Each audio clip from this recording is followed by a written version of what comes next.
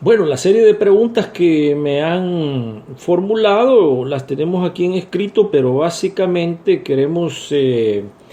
concentrarnos en algunas de las razones por las cuales eh, se va a producir en El Salvador algo bueno, irreal, algo único, algo que muchos no lo creerían, de que un partido político identificado con crímenes en contra de la humanidad, como lo han verificado organismos internacionales, un partido político identificado con propiedades de las élites que han desfalcado y saqueado a todo un país por décadas y que llegan al poder en 1989, al poder político, ya que el poder económico lo tenían desde hace siglos, son las mismas familias de ayer hoy, y de acuerdo a lo que se está dando, pues de mañana también. Partido político que llega de 1989 al 2009 y que, entre comillas, pierden su hegemonía política que tenían y luego inicia una etapa en donde llega un gobierno que en el libro, en teoría, se decía gobierno de izquierda. Pero a través de los años 2009, 2010, 11 hasta hoy, el 2017, se comprueba que, bueno, fue un partido político que se mezcló con estas élites que han gobernado al territorio nacional de El Salvador por siglos y que ahora pues dada a esa alianza que algunos todavía no entienden que se llevó a cabo entre ese partido de izquierda y sectores de la derecha y que ahora culminan con una destrucción total, una desintegración total de esa fuerza política que se llamaba FMLN, que se conformó como partido político y que hoy en las elecciones del 2018 y del 2019 será despojada del poder, nuevamente pues entre comillas el poder político. Tenemos acá una serie de 10 puntos que les vamos a dar lectura rapidísimo y después les vamos a poner las propias en un audio. Y tenga en cuenta que son puntos analizados por un experto, ¿no?, en este campo, experto europeo de origen francés, retomados por uno de los grandes de nuestro tiempo, uno de los grandes lingüistas de nuestro tiempo que todavía anda por ahí. Todo esto lo encuentran, esto ya no es un secreto, esto ya no está como antes, que no podíamos lograrlo, no estaba al alcance de las grandes masas. Hoy sí se encuentra lo pueden encontrar en Google, en YouTube. Entonces habría que, uno por uno, vamos a ir viendo los ejemplos del por qué el país de El Salvador está en las condiciones que está y el por qué, entendiendo eso, una vez entendiendo eso, ya usted va a reflexionar y a entender que es toda una lógica lo que pasaría en el 2018 y en el 2019. Fíjese que estos son lo que le llama el filósofo francés Sylvain Tinsit, le llama las 10 estrategias de la manipulación de las masas, y lo que obviamente pues el gran lingüista, uno de los grandes de todos los tiempos, el señor Chomsky, hizo inclusive un libro, y de ahí también salió un documental, una película que ustedes la pueden ver y está ahí abierta al público. Bueno, se habla de estas 10 estrategias, una por una tienen un gran sentido en la realidad salvadoreña. Fíjese que habla de la estrategia número 1, que es la estrategia de distracción, de desviar la atención del público y inundarlo de distracciones. Utilizan la palabra del diluvio de distracciones, en donde se le impide al pueblo salvadoreño que se informe en realidad de lo que debería de estarse informando, o de lo que debería de estarse ocupando. De ahí que usted enciende su televisión, usted enciende su radio y usted lee los periódicos y es lo mismo que va a escuchar. Eso entra en la estrategia de distracción, que es la número 1. Hay que distraer al pueblo salvadoreño. ¿Cómo? Diciéndole que es el país más violento del mundo. Aunque es una de las falsedades más grandes, ya que inclusive solamente en Estados Unidos hay un lugar que se llama Chicago, y en Chicago cada fin de semana usted se encuentra de 40, 50, 60 ametrallados, asesinados, y esto ya lleva años. Entonces algo que completamente no tiene nada que ver con la realidad, pero se distrae al pueblo salvadoreño y se le mantiene en esa situación de desviación, en lugar de estarle poniendo atención a los problemas verdaderos que tienen al país en esa situación, como lo es el saqueo de miles de millones de dólares anuales de los grandes inversionistas, de las grandes élites, de los grandes empresarios que están sacando de ese país todo ese dinero y que obviamente pues están dejando a el país en una situación de ahogo económico. Mantener entonces a los salvadoreños distraídos, ocupados en asuntos que no tienen nada que ver con los verdaderos problemas del país, mantenerlos en una situación permanente de control mental y obviamente dejándolos en una situación en donde no hay tiempo para pensar. El salvadoreño no puede sentarse 5 minutos a reflexionar y a pensar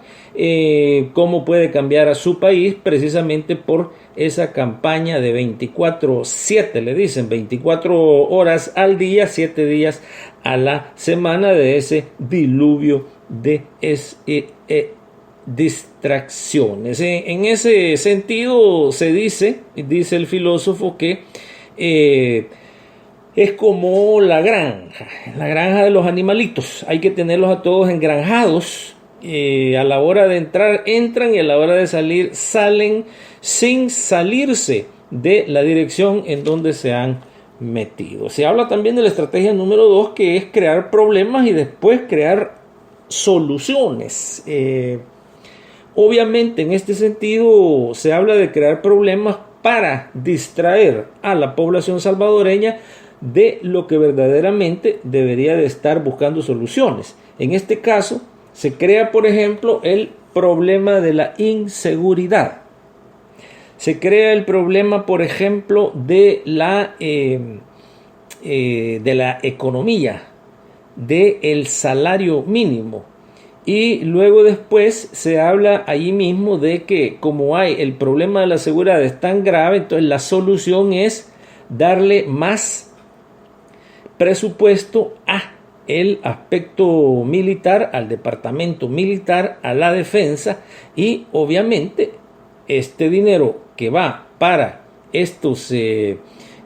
asuntos de seguridad, entre comillas, tiene que salir de la salud, de la educación, de la vivienda. Entonces esto deja un déficit social en la población salvadoreña, a tal grado de que ustedes sienten y ven lo que a diario está pasando en ese país. En ese sentido, se trata de crear problemas y de agudizar estos problemas, y que llegue un momento en donde ya el pueblo diga: ya no aguantamos la violencia de las maras. Y si es posible, salen los agentes de la embajada de Estados Unidos que trabajan para la embajada, que son diputados en la asamblea, hablando ya de penas de muerte, hablando ya de más cárceles. Usted sabe que en El Salvador se han construido cárceles en los últimos 15, 20 años a un ritmo de que nunca se había visto en ningún país de América Latina. Usted bien lo sabe, que ya van más de 40 años y en El Salvador no se construye un edificio nuevo para la Universidad Nacional. Entonces, Entendamos bien. Entendamos bien esta número 2 porque también se crea el problema, se inunda al país de drogas. ¿Para qué? Para crear una unidad antidrogas, para crear escuadrones antidrogas, para traer a los agentes de servicios especiales de la Agencia Central de Inteligencia y la DEA, o sea, la CIA y la DEA, que son los mismos que están traficando la droga y obviamente los mismos que están controlando el transporte de la droga. Por lo tanto, ellos tienen control de quién tiene y quién no tiene la droga, y es así como se crea el problema para después buscar las soluciones, pero son soluciones que al mismo tiempo están creando problemas. De ahí que se ha metido a ese país en lo que se considera, en lo que llamamos nosotros el círculo de la muerte, de donde va a ser difícil salir. Crear problemas, una situación económica desastrosa, en donde no hay control de precios, en donde el salario es un salario que genera miseria y que genera más pobreza, y en donde se está hablando de que la solución está en las medidas que va a dar el Fondo Monetario Internacional y el Banco Mundial. Y se habla ya de el impuesto sobre el valor agregado y cómo aumentarlo. Esto obviamente viene ya en práctica, se pondrá en práctica ya en unos meses, y todo parece indicar que tendría que ser ya a partir del próximo marzo, dependiendo del resultado electoral, y a partir del otro año estarían viendo el pueblo salvadoreño todas estas situaciones. La estrategia de la gradualidad, póngale mucha atención a esta porque en el caso de El Salvador es un país en donde puede textualmente verse cada estrategia de estas y verse la aplicación. Es interesantísimo. Caso de El Salvador ya está haciendo estudio para muchos sociólogos, economistas, políticos, diplomáticos del mundo, porque usted está viendo que estas 10 estrategias están bien distinguibles en este caso de El Salvador. Vea usted, vea que la estrategia de la gradualidad, en donde todo va gradualmente. Fíjese que tome el problema de la seguridad, que es un problema que se diseñó obviamente en las oficinas de la Embajada de Estados Unidos y por supuesto dentro de algunas oficinas de la Asamblea Legislativa. Y aquí tiene usted, por ejemplo, la gradualidad, en donde se aplicaron medidas de seguridad, en donde se habló de mano dura, después se habló de la super mano dura, y ahora se habla de estas medidas extra de extra seguridad, y que inclusive ya van varios meses en donde el Estado se ha convertido en un estado de seguridad nacional, en donde la prioridad ha sido la aplicación de la fuerza y de la violencia en contra de lo que ellos llaman las maras. Y bueno, es parte de todo este grupo de estrategias, porque si usted ve los resultados, usted va a ver de que en el caso de los asesinatos, usted va a ver el 2017 y lo compara con el 2004, 2005, 2009, 2010, usted va a ver que ahora, aún con estas medidas de seguridad extremas, no ha habido ningún cambio de minimizar estas muertes. Al contrario, el índice de asesinatos sube.